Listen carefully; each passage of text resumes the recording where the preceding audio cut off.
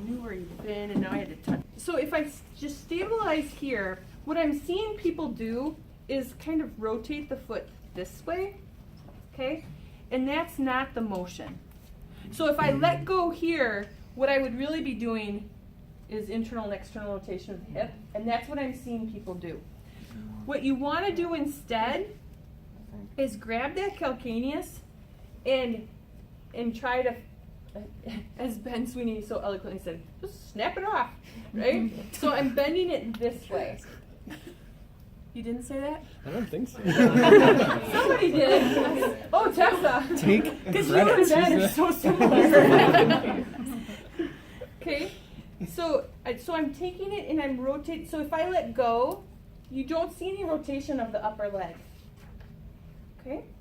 Now the question has come up about if you have a lot of motion in one direction, will you have a lot of motion in the other direction? It's actually the opposite. It's similar to ulnar and radial deviation.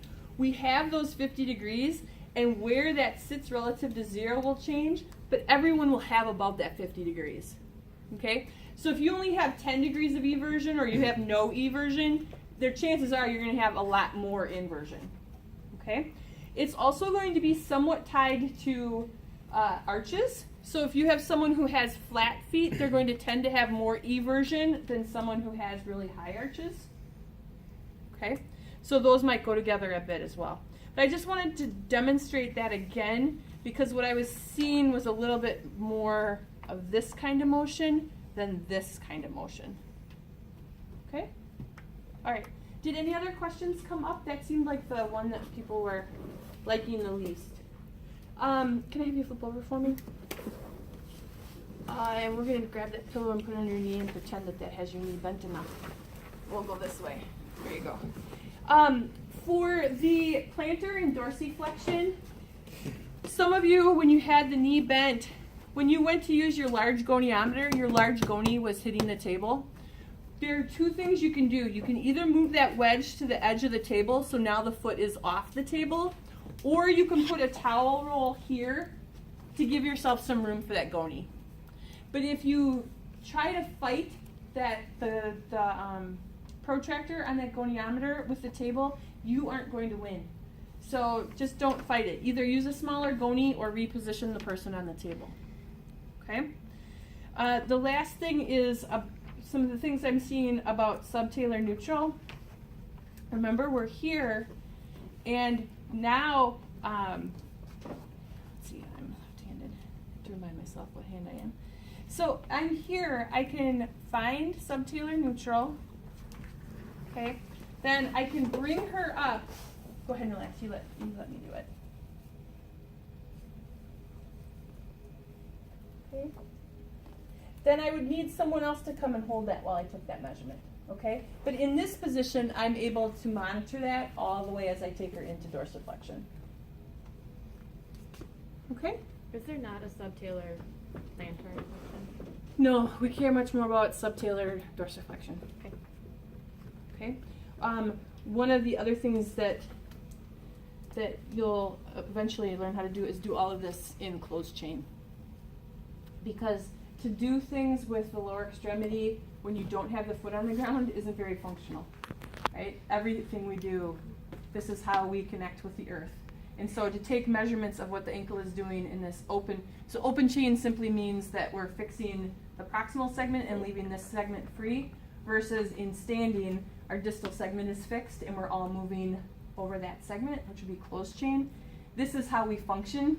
And so hopefully what you're seeing in the clinic is when we're looking at ankle in particular, but even knee and hip, this is the way to measure things, because open chain, it doesn't give us a very good picture.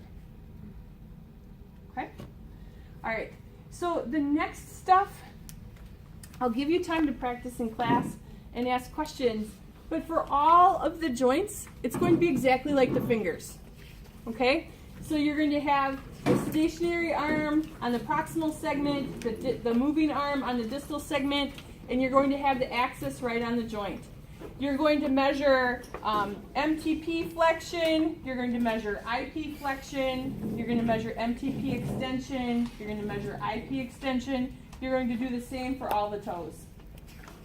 There's a couple of them that are different Does someone have their small Goni? It's right behind. Okay. Thank you. You didn't know you were volunteering for this. I'm sorry.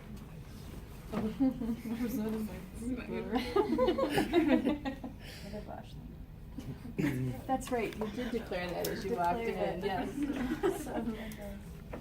So the stationary arm. So there are a couple of things that are important to measure, and that is the amount of abduction at the MTP. Okay, so the ability to abduct the great toe. We have the abductor analysis. So we're going to be in this position, and then we can measure how far that can come out. Okay. I'm sorry, what was your axis again? Right over the MTP. Okay. Okay. When we're measuring MTP adduction, we're really measuring a static postural position. And that's going to be important for people who have hallux valgus. Okay? And the reason why we want, and so this abduction test is almost always passive. We're wanting to see, so I'm going to do it, even though I didn't want to do it. Get a close-up. So I have horrible, horrible bunions, okay? And on my right, I already have degenerative changes. And so if you tried to abduct me, you would not be able to get my toe straight because I've had too much changes. So I'm a candidate for surgery on this side. And you can see I'm developing a hammer toe on my second digit because I don't have enough room. On my left foot, my bunion isn't bad enough yet, and so you can actually get me to 0. So this side is not a surgical candidate yet. Okay, so in PT, it's important to be able to measure how much abduction you have because that gives us an indication of the quality of that joint. Which side did you have your knee surgery on? I had my knee surgery on the side where I'm not a surgical candidate. The other majorly crummy thing about bunions, other than that they look horrible, is that can you see, particularly on my right foot, I've developed a functional Morton's toe. So my second toe is now longer than my first. Okay? So now when I jog, which I can't really call running anymore, when I jog, I am putting a lot of pressure on my second digit because it's functionally longer. And so I am more susceptible to stress fractures, and I get some neural problems on this foot because of that Morton's toe. So some of you might have a second toe that's longer than your big toe anyway without this. Those are people who are going to be more susceptible to stress fractures because our second metatarsal is not as big and can't take the loading like our first toe. So someone who has a longer second toe, when you push off, you're going to actually be pushing off that second ray instead of the first. For me, my right is my big toe is worthless. Okay? My left is the side that I had my meniscal surgery on. And part of the reason why I've had such a hard time getting my balance back is because of my bunion.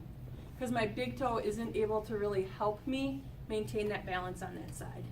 Wow, that's worse than usual. Okay? So that's why it's so important to measure those abduction numbers. So you would measure my abduction by see, I just can't do it, right? But then you'd also want to know what my resting position is. Is there a norm for that? No, so ideally you'd be at 0, Oh, right? so for abduction? Or when you want to get For resting, you'd be at 0. Yeah. But what about? There are no norms for abduction. So like for your measurement, would it just be like a negative, whatever, you couldn't see? Exactly, because I can't get to 0 on this side. So I think the last time they measured, I was like at -17 on this side, where I can get to 0 on this side. But this one's at 47 degrees now, my resting on this side. Because you remember, you have to follow that first metatarsal.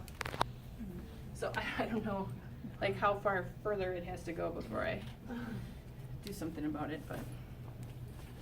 So I don't like showing those tootsers, but none of you have such a good example of how nasty it can be. Okay? So go ahead and practice measuring toes.